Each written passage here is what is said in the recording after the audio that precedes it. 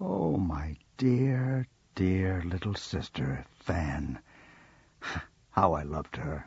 Always a delicate creature, whom a breath might have withered, but she had a large heart. So she had. She died a woman, and had, as I think, children. One child. True. Your nephew. Yes. Fine, then. We move on, Mr. Scrooge. That warehouse there, do you know it? Know it? Wasn't I apprenticed there? We'll have a look. They enter the warehouse. The lights crossfade with them, coming up on an old man in Welsh wig. Fezziwig. Why, it's old Fezziwig. Bless his heart. It's Fezziwig. Alive again. Fezziwig sits behind a large, high desk, counting. He lays down his pen, looks at the clock. 7 bells sound. Quittin' time. Quittin' time! He takes off his waistcoat and laughs, calls off. Yo-ho-ho! Ebenezer! Dick! Dick Wilkins and Ebenezer Scrooge, a young man version, enter the room. Dick and Ebenezer are Fezziwig's apprentices. Dick Wilkins, to be sure. My fellow apprentice. Bless my soul, yes. There he is. He was very much attached to me, was Dick. Poor Dick. Dear, dear. Yo-ho, my boys! No more work tonight? Christmas Eve, Dick? Christmas, Ebenezer? They stand at attention in front of Fezziwig, laughing. Hilly-ho, clear away, and let's have lots of room here. Hilly-ho, Dick, cheer up, Ebenezer. The young men clear the room, sweep the floor, straighten the pictures, trim the lamps, etc. The space is clear now. A fiddler enters, fiddling. Hi-ho, Matthew, fiddle away. Where are my daughters? The fiddler plays. 3 young daughters of Fezziwig enter, followed by 6 young male suitors. They are dancing to the music. All employees come in, workers, clerks, housemaids, cousins, the baker, etc. All dance. Full number wanted here. Throughout the dance, food is brought into the feast. It is eaten in dance by the dancers. Ebenezer dances with all 3 of the daughters, as does Dick. They compete for the daughters happily in the dance. Fezziwig dances with his daughters. Fezziwig dances with Dick and Ebenezer. The music changes. Mrs. Fezziwig enters. She lovingly scolds her husband. They dance. She dances with Ebenezer, lifting him and throwing him about. She is enormously fat. When the dance is ended, they all dance off, floating away, as does the music. Scrooge and the ghost of Christmas past stand alone now.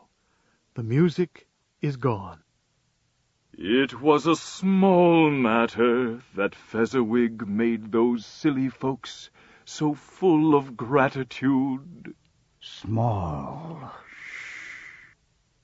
Lights up on Dick and Ebenezer.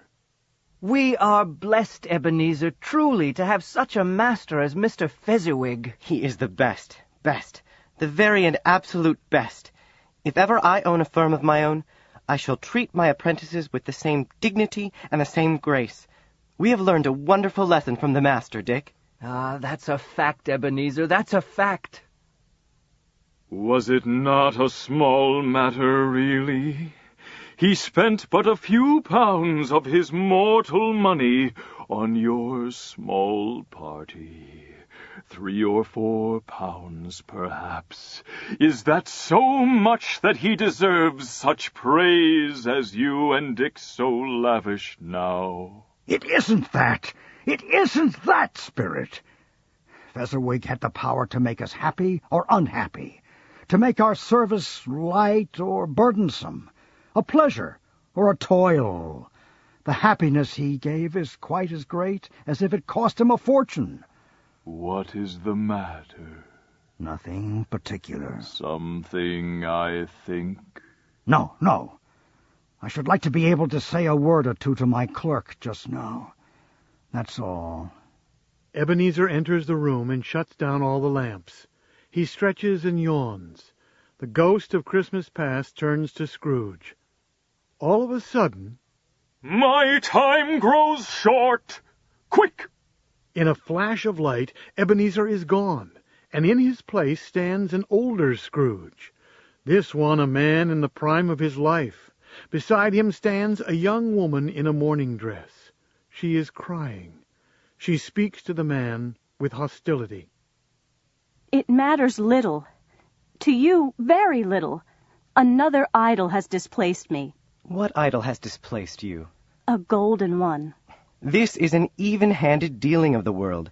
There is nothing on which it is so hard as poverty, and there is nothing it professes to condemn with such severity as the pursuit of wealth. You fear the world too much.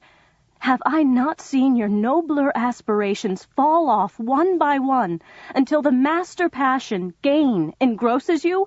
Have I not? No! What then? Even if I have grown so much wiser, what then? Have I changed towards you? No. Am I? Our contract is an old one. It was made when we were both poor and content to be so. You are changed. When it was made, you were another man. I was not another man. I was a boy. Your own feeling tells you that you were not what you are. I am. That which promised happiness when we were one in heart is fraught with misery now that we are two. No! How often and how keenly I have thought of this, I will not say. It is enough that I have thought of it and can release you. Don't release me, madam. Have I ever sought release? In words? No, never. In what then? In a changed nature, in an altered spirit, in everything that made my love of any worth or value in your sight. If this has never been between us, tell me, would you seek me out and try to win me now? Ah, no. Ah, yes. You think not.